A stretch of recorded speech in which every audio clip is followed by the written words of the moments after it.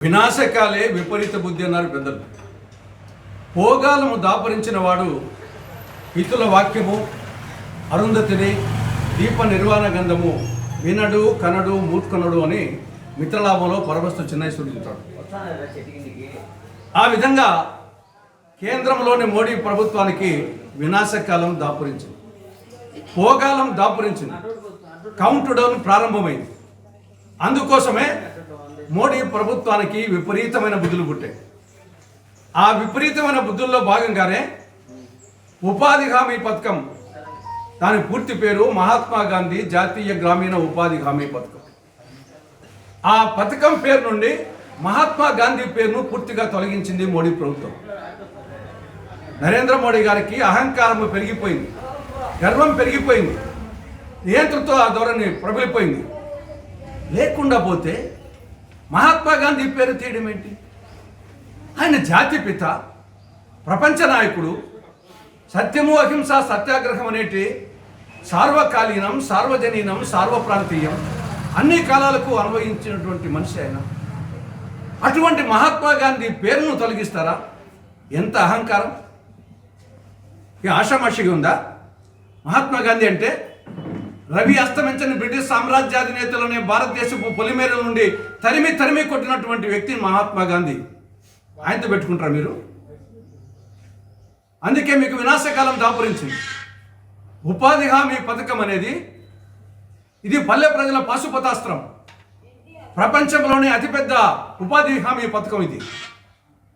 దీని 2005లో ఆనాడు మన్మోహన్ సింగ్ గారు, సోనియా గాంధీ గారి నేతృత్వంలో దీన్ని ప్రవేశపెట్టడం జరిగింది.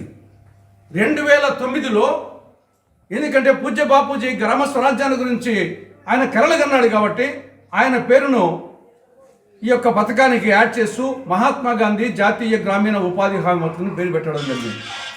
2009 నుంచి 2025 వరకు 16 సంవత్సరాల పాటు అదే పేరుతో కొనసాగుతా ఉంది. ఇది కాక కేంద్ర ప్రభుత్వం 90% నిధులు, రాష్ట్ర ప్రభుత్వం 10% నిధులు భరించే విధంగా ఈ పథకం కొనసాగుతూ ఉంది. బట్ రాష్ట్రాలకు చాలా ఆర్థికంగా ఎంతో వెసులుబాటు కలుగుతూ ఉంది. అనేక అభివృద్ధి కార్యక్రమాలు జరుగుతున్నాయి. పల్లె ప్రజలకు ఉపాధి లభిస్తూ ఉంది. వలసలు నివారించబడ్డాయి. అటువంటిది పేరు మార్చడమే కాకుండా కేంద్ర ప్రభుత్వము 90% నిధులు బదులు 60% నిధులు భరించే విధంగా దీన్ని మార్పు చేశారు. అంటే రాబోయే రోజుల్లో రాష్ట్ర ప్రభుత్వాలు 40% భరించాలి. ఇంతవరకు 10% భరించేటి, ఇప్పుడు 40%. ఇది రాష్ట్రాలకు ఆర్థికంగా పెనుభారం కాబోతుంది. ప్రత్యేకించి కొత్తగా ఏర్పడినటువంటి మన రాష్ట్రానికి, ఆర్థిక ఇబ్బందుల్లో ఉన్న రాష్ట్రానికి ఇది చాలా ఆర్థిక భారం అవుతుంది. ఇటువంటి పరిస్థితుల్లో చంద్రబాబు నాయుడు ఏం చేస్తున్నాడు? గ్రామీణాభివృద్ధి శాఖ మంత్రి పవన్ కళ్యాణ్ ఏం చేస్తున్నాడు? మీరు వచ్చి సపోర్ట్ చేస్తున్నారే కేంద్రంలో మోడీ ప్రభుత్వానికి. రాష్ట్రానికి ఇంత అన్యాయం జరుగుతూ ఉంటే ఏం చేస్తున్నారు మీరు? రేపు వచ్చేసి పథకం కొనసాగుతుందా? ఈ కార్యక్రమాలు ఏమవుతాయి రేపు?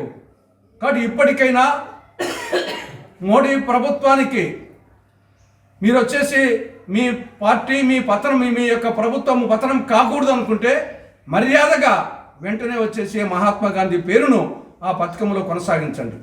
అదేవిధంగా కేంద్ర ప్రభుత్వం 90% నిధులు ఇవ్వాలి, ఇచ్చి తీరాలి.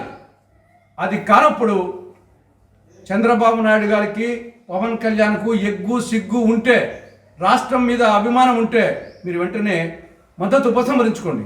మీ మద్దతుతోనే ఈరోజు కొనసాగుతూ ఉంది. ఆ కొనసాగుతూ ఉన్నందువల్లనే ఈ పేరు మార్పు జరిగింది. ఆ కొనసాగుతూ ఉన్నందువల్లనే కేంద్రం నుండి రాష్ట్రానికి నిధులు రాకుండా పోతున్నాయి. కాబట్టి మీరు అవి 90% నిధులు వచ్చేటట్టుగా చేయండి, ఆ పేరు ఉండేట్టుగా చేయండి. లేకుంటే మీరు మద్దతు ఉపసంహరించుకోండి అని కాంగ్రెస్ పార్టీ అటు మోడీ ప్రభుత్వాన్ని హెచ్చరిస్తూ, ఇటు చంద్రబాబు నాయుడిని, పవన్ కళ్యాణ్ను హెచ్చరిస్తూ ఉన్నారు. మీ పతనం, మోడీ పతనంతో పాటు మీ పతనం కూడా దీంతోనే ప్రారంభమవుతుంది. తస్మాత్ జాగ్రత్త అని కాంగ్రెస్ పార్టీ హెచ్చరిస్తూ ఉంది.